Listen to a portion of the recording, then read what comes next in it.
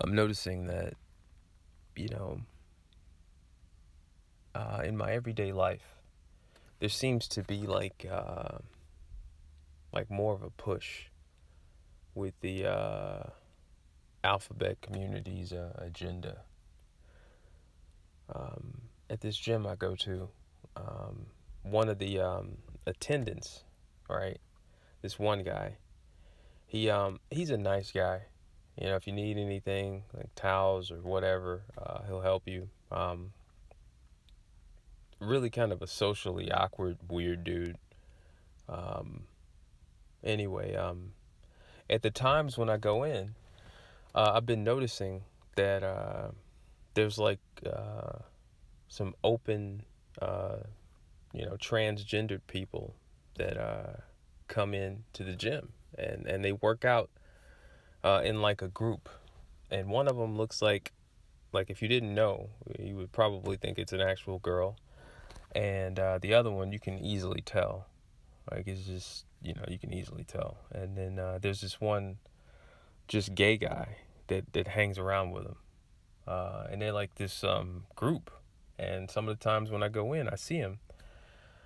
And I remember one day I went in and I saw the one that looked like a girl. And I saw it coming out of the men's um, changing area. And I saw it and I kind of just put it out of my mind. I was like, maybe I didn't see it right, whatever. Um, anyway, right after that, I saw it go back in with the one that's obviously um, just a transgender. And then when they came out, they were with the gay guy this one time, and I was just like, wow. So it's everywhere. Um, anyway, fast forward a couple weeks, and I'm talking to the attendant, and I'm telling him about it, and he's like, "Yeah, man, what do you think about her?" And I was like, "What do I think about her?" And I was like, I think that just be vigilant, just you know, try not to let them creep up behind you, And I said it kind of like in a joking way, and he just started laughing, like he was just like he was tickled to death by it, and I could kind of tell that he was into uh I guess their nature, he was into it, he was fascinated by it, and fast forward a couple more weeks to today, and I was in the back, and I was taking off my some of my workout clothes, some of my like wristbands that I have to like help support my wrists, and he came back there. We were talking for a minute, and he just happened to. I guess he was feeling real truthsome or whatever, and he was telling me he was like at his house where he lives. He's telling me about how he has had these parties, Halloween parties, and how in this one room in the back of his house, he had one woman back there and two transgenders, and they were back there changing. And he says he didn't know they were back there. And I'm asking him, I'm like, so you didn't know that these people were in your house changing? And he said, no, man, I didn't know. And then I was like, well, how'd you find out? And he's like, oh, I just happened to go back there to try to go to the bathroom. And he's explaining his story to me. And it's just very obvious that this dude is like, he's like, overtly, a faggot. I mean, a homosexual or whatever. And he, I'm listening to the story. And it's just, you know how you hear a story and you just start mentally punching holes in it. And it just sounds off. Like you got these people in your house that are a particular lifestyle. And like he's telling me this story. And I got this thing where when people talk, I really listen to what they're saying. I pay attention and I don't really speak. I just try to see what they're saying. And it's more of an assessment, really. Because a lot of people, they seem to interpret that as, as friendship, as passive agreement in their choices or whatever. I think it's a wonderful tool. Usually, people acquire this a lot later in life, I find. The ability to just listen, whether you agree or disagree, see fully where somebody's mind is. Anyway, I let him continue talking, and he was telling me about how he was down by the Mexican border, and he happened to be at a drag queen cabaret show, and how, I mean, he just happened to be there, and some drag queen took his phone and started twerking on it. And I remember I looked at him and I was like, "So, did you get your phone back?" And he's like, "Yeah." And then he says, "I don't go there anymore because they told me that drag queen is looking for me now."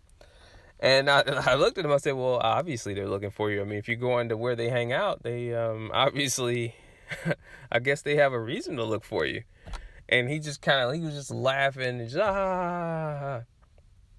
And I remember thinking, I was like, "Yo, this guy." Like a lot of these fucking people out here, man, they're all what are the kids saying? They're sus. Like, you're sus. Like, man, it's some seriously crazy stuff going on. I don't know if it's something that they're putting in the water or what, but there's like a massive influx of just blatant random homosexuality.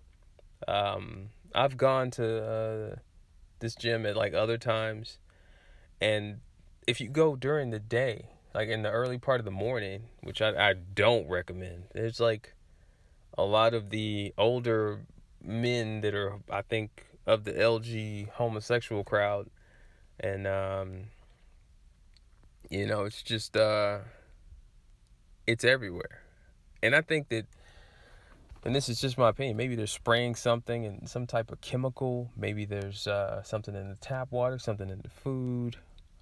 Maybe it's in these jabs people are getting. I don't know. But it just seems like there's a massive influx of homosexuality. And there's that. And the women, a lot of them, they just seem a lot hornier than usual to me. Like they all just seem a lot more lustful, a lot more, slutty. I mean, I was literally walking to my car after a workout, and I had this chick. I never even saw her before. Never saw this bitch before in my life. And she literally just kind of walked up to me and said, "Wow, you're like really dedicated." And I'm like, "Who are you? Where'd you come from?" And I just remember thinking like, wow, I got to pay more attention to my surroundings because, you know, uh, you know, in being circumspect, you have to have a certain degree of awareness. And if you're not able to see the angles, I mean, you're vulnerable to attack. And a hit you don't see coming, has the potential to put you out. So, it's just, there's a lot going on. And these people, I mean, they're sick. It could be the environment or it could be the fact that they're all Gentiles. But either way, I think that we should just pay extra close attention, take heed, take care, and just be vigilant because you never know who's watching you. And these people, I mean, they really are messed up. And they just, if you listen to them, I mean, I think that what all they're saying is basically a cry for help. But it's not a cry for help from us. It's a cry for help from the devil or something, man. I don't know. Anyway, I just want to rant about that. All right, peace.